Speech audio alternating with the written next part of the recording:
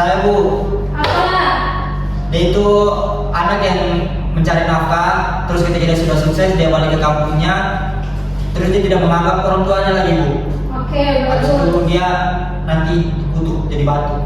Oke. Ada yang lain? Saya pernah mendengar cerita Timun Mas, Bu. Oke, betul. Jadi yang dibilang sama Raffi dan Najwa tadi itu betul ya?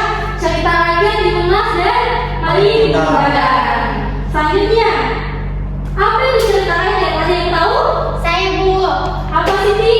Jadi cerita rakyat adalah cerita yang berasal dari masyarakat dan diceritakan secara turun-temurun dari generasi ke generasi, baik secara lisan maupun tulisan.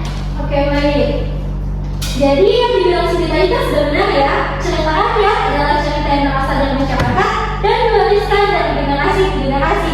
Cerita ini biasanya mengandung pesan moral atau pelajaran hidup. Oke, baik. Karena tadi cerita rakyat sudah dijelaskan, sekarang kita masuk pada ciri-cirinya. Ada yang tahu apa saja ciri-ciri dari cerita rakyat? Saya Ibu. Ya, ini apa? Jadi salah satu ciri-ciri cerita rakyat itu biasanya diceritakan secara turun-temurun. Oke, baik. Terima kasih. Ada lagi? Bu. Oke. Jadi cerita rakyat itu biasanya memiliki pesan moral Ibu yang dijadikan pelajaran baik bagi yang membacanya atau mendengarnya Ibu. Oke, semua yang dibilang teman-teman tadi benar ya. Jadi sekarang kita akan belajar tentang ciri-ciri cerita rakyat. Yaitu yang pertama, disampaikan secara lisan. Kedua, tidak diketahui pengarangnya atau anonim. Ketiga, bersifat adisional dan diwariskan turun-temurun. Dan yang keempat, mengandung nilai moral atau pesan. Dan yang kelima, memiliki banyak saksi di tiap daerah. Yang tadi kita sudah membahas tentang ciri-cirinya. Di sini Ibu akan menceritakan tentang cerita yang berjudul Maling Kundang. Pada zaman dahulu, hiduplah seorang anak bernama Maling Kundang yang tinggal bersama ibunya. Maling Kundang kemudian pergi merantau untuk mencari pekerjaan. Setelah bertahun-tahun, Maling Kundang menjadi orang yang kaya. Namun ketika dia kembali ke kampung halamannya, ia tidak mengakui ibunya. Ibunya merasa sangat sedih dan akhirnya mengutuk Maling Kundang. Maling Kundang pun berubah menjadi batu. Nah, dari cerita yang dijelaskan tadi, siapakah tokoh dalam cerita tersebut? Saya Ibu. Tokohnya itu ada Maling Kundang dan ibunya. Oke, betul sekali. Baik, selanjutnya itu dari cerita yang Ibu jelaskan tadi atau ceritakan, apa pesan moral yang kalian dapatkan? Saya Ibu. Apa Ustaz? Menurut saya pesan dari cerita Maling Kundang adalah kita harus selalu menghormati dan menyayangi orang tua, terutama ibu yang sudah merawat dan membesarkan kita sejak kecil. Kita juga tidak boleh menjadi anak yang sombong ketika sudah berhasil atau memiliki banyak harta. Selain itu, cerita ini mengajarkan kita untuk selalu bersikap rendah hati dan tidak melupakan asal usul kita. Oke, baik. Jadi yang disampaikan Ustaz tadi itu sudah betul. Nah, di sini Ibu akan menjelaskan kembali pesan moral dari ceritanya. Yaitu yang pertama, harus berbakti kepada orang tua. Yang kedua, jangan sombong ketika sudah sukses. Yang ketiga, ingat asal usul dan jangan melupakan keluarga. Dan yang keempat, perbuatan buruk akan didapat akibatnya. Apakah anak-anak sudah mengerti? Sudah, Ibu. Oke.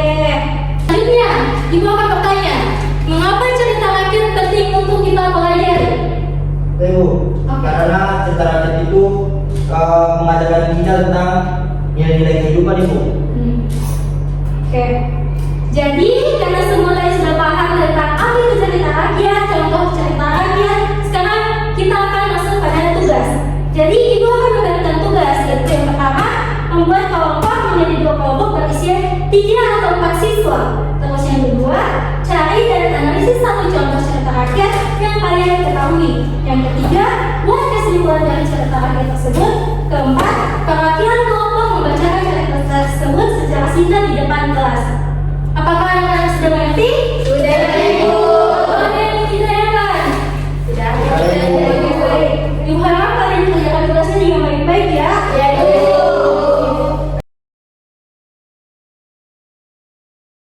A few moments later. Jadi sudah 5 menit, apakah sudah ada yang selesai tugasnya? Sudah Sudah, Ibu. Ibu. Jadi kelompok yang mana yang mau tampil duluan? Kami Bu. Oke, baik, aku dulu, Bu. Perwakilannya silakan ke depan untuk presentasikan hasil. Oke, ya.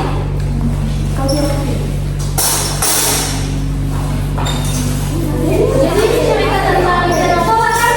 Iya Ibu. Oke, baik. Kepada Siti, Perkenalkan, saya perwakilan dari kelompok 1. Nah, pada kelompok 1 ini kami mengambil cerita tentang Danau Toba. Jadi, Danau Toba merupakan cerita rakyat dari Sumatera Utara. Cerita ini mengisahkan seorang pria bernama Toba yang menikah dengan seorang wanita yang sebenarnya adalah jelmaan ikan. Mereka hidup bahagia dan memiliki seorang anak bernama Samosir. Istrinya meminta Toba agar tidak menceritakan asal-usulnya kepada siapapun. Namun, suatu hari Toba marah kepada Samosir dan menyebutnya anak ikan. Karena Toba melanggar janji, istrinya sedih dan akhirnya terjadi hujan deras serta banjir yang membentuk Danau Toba. Jadi, pada analisis cerita, temanya itu pentingnya menepati janji. Tokohnya adalah Toba, istri Toba, dan Samosir. Amanat dari cerita ini, kita harus menepati janji dan menjaga ucapan agar tidak menyakiti orang lain.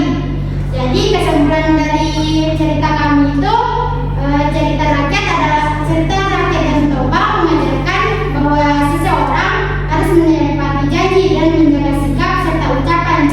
Jika janji dilanggar, maka dapat menimbulkan akibat yang tidak baik. Selain itu, cerita rakyat yang menjadi warisan budaya yang mengandung nilai-nilai kehidupan bagi masyarakat.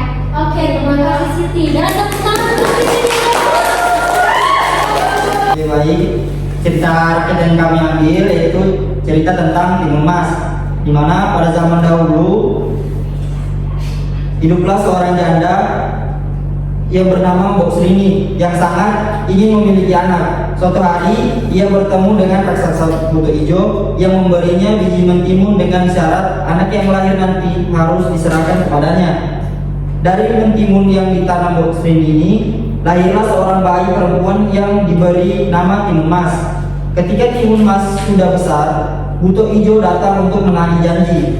Timun Mas kemudian melarikan diri dengan membawa benda-benda ajaib dari seorang petapa. Saat dikejar, ia menaburkan benda-benda tersebut sehingga benda berubah menjadi rintangan yang menghalangi buto ijo hingga akhirnya raksasa itu terperangkap dan Timun Mas pun berhasil selamat serta hidup bahagia bersama Mbok Srini. Itu tadi cerita rakyat dari Timun Mas. Kesimpulan dari cerita ini yaitu mengajarkan bahwa keberanian, kecerdikan, dan usaha yang sungguh-sungguh dapat membantu seseorang menghadapi bahaya. Sesungguhnya doa Timun Mas berhasil mengalahkan rasa dan akhirnya hidup bahagia bersama Mbok Srini. Terima kasih. Oke, terima kasih Mas Ridwan. Dan tepuk tangan. Sudah selesai dan pembelajaran sudah mau selesai. Hari ini kita sudah belajar tentang cerita rakyat. Jadi cerita rakyat adalah cerita yang berasal dari masyarakat dan diwariskan secara turun-temurun serta mengandung pesan moral. Semoga setelah pelajaran ini kalian semakin tertarik membaca cerita rakyat. Terima kasih atas perhatian kalian.